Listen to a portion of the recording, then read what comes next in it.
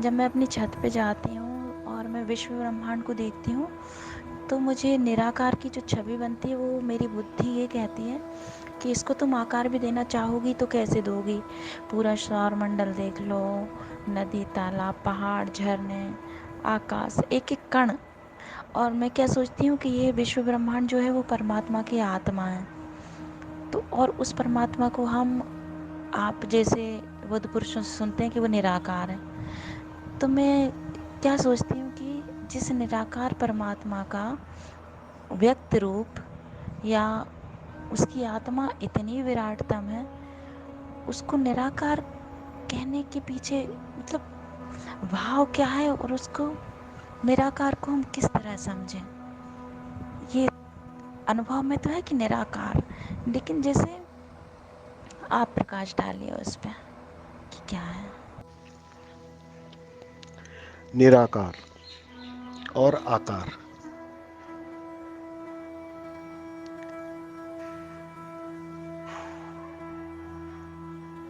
जब तक दो बने रहते हैं, जब तक दो की समझ है, मैं भी हूं और तुम भी हो, जब तक मैं बना रहता है, उतनी ही मात्रा में तू खड़ा हो जाता है। निराकार वह अवस्था है शुद्धतम, जहां मैं या तू विसर्जित हो जाता है। उस निराकार को तुम्हें उपलब्ध होना पड़ेगा, तभी उस निराकार में तुम लीन हो सकते हो, जुड़ सकते हो। यहां सम से सम का जुड़ाव होता है। अभी हो तुम कुछ खास, तुम कुछ ठोस, शरीर बोध पूरी तरह नष्ट नहीं हुआ है। तो जितना शरीर बोध रहेगा उतना आकार का एहसास होते रहता है, आकार ही आकार दिखाई पड़ता है। जैसे तुम होते हो वैसी तुम्हारी दृष्टि होती है। जैसे ही तुम शरीर बोध के परे या आकार बोध के परे छलांग लगाते हो निराकार में, या उस ऊर्जा स्वरूप में कहो या उस स्वभाव में कहो,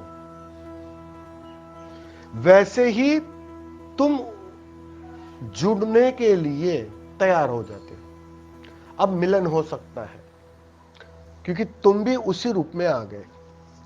ये जो तुम्हारा ठोसपन है ना, वो तुम्हें रोके रोके रखता है। दो शरीर जब आलिंगन करते हैं तो वो कोशिश तो बहुत करते हैं मिलने की, लेकिन वास्तव में मिल नहीं पाते, क्योंकि है कुछ ठोसपन। मैं अलग हूं और तुम अलग हो, वो मिलन नहीं होने देता, रोके रखता है। तुम्हें गलना पड़ता है, मिटना पड़ता है। परमात्मा गला हुआ है, मिटा हुआ है अहंकार के तल पर, शुद्धतम चैतन्य रूप में है। अब उससे गले मिलना है तो तुम्हें शुद्धतम चैतन्य रूप में प्रवेश करना पड़ेगा, उस निराकार में प्रवेश करना पड़ेगा। हालांकि आकार में भी वही है, बात आपकी सही है कि आकार में तो वही झलक रहा है। तुम्हारा शरीर भी उसी का ही हिस्सा है, उसी ऊर्जा का हिस्सा है, लेकिन उस शरीर के साथ तुम मिलन को उपलब्ध नहीं हो सकते, तुम आलिंगन नहीं कर सकते उसके साथ। बूंद सागर में छलांग लगाकर एक नहीं हो सकती, क्योंकि बूंद अभी बर्फ है, ठोस है, कुछ अलग बनी रहेगी। लगा दे छलांग सागर में, लेकिन कुछ खास, कुछ और बनी रहेगी ना। उस बर्फ को पिघलना पड़ेगा। जैसे ही पिघलोगे, जैसे ही तुम उस पानी स्वरूप में आ जाओगे, बूंद स्वरूप में आ जाओगे, फिर से एक हो जाओगे। तो रूप बदलना पड़ता है। अभी जो हमारा रूप है वो अहंकार के कारण पथरीला हो गया है, इसीलिए उस माध्यम से वह बात नहीं बन सकती जिसकी बात कर रहे हैं जानने वाले।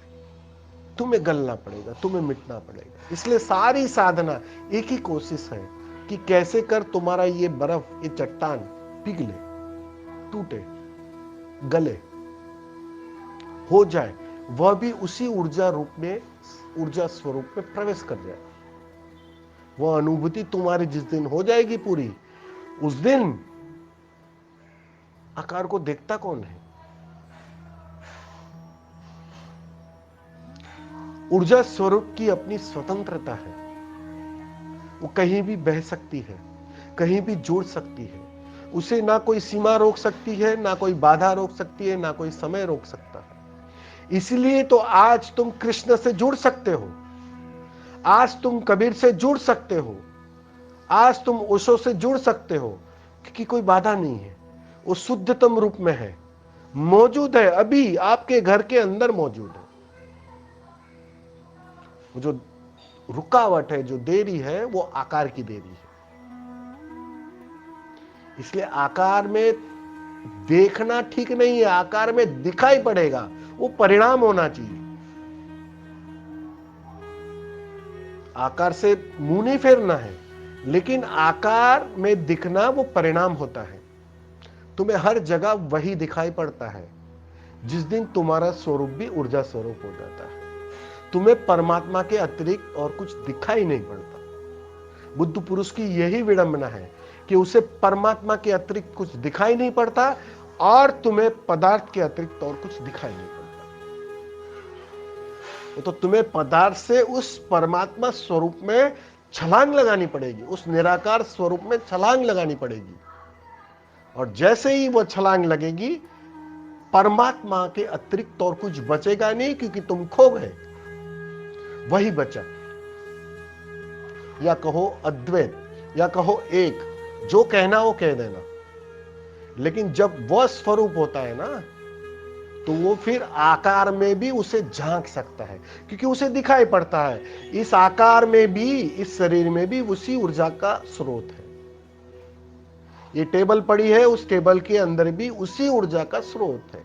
वही इलेक्ट्रॉन, वही न्यूट्रॉन, वही काम कर रहा है, दूसरा है ही नहीं यहां। वो उसे दिखाई पड़ता है, अभी नहीं तुम्हें। इसलिए थोपना मत। तुम समाधि की अवस्था को थोपने की कोशिश कर रही हो, ये गलती हो जाएगी, चूक हो जाएगी। स्वास्थ्य घटा नहीं, स्वास्थ्य घट गया, उसकी एक्टिंग करने लग रही है। स्वास्थ्य को घटने दो, फिर अपने से निराकार और आकार का भेद समाप्त हो जाएगा, क्योंकि दो है नहीं, सिर्फ एनर्जी है। अब तो विज्ञान भी मानता है सिर्फ एनर्जी है, वो दिखाई पड़ेगा। थोड़ी प्रतीक्षा और। धन्यवाद।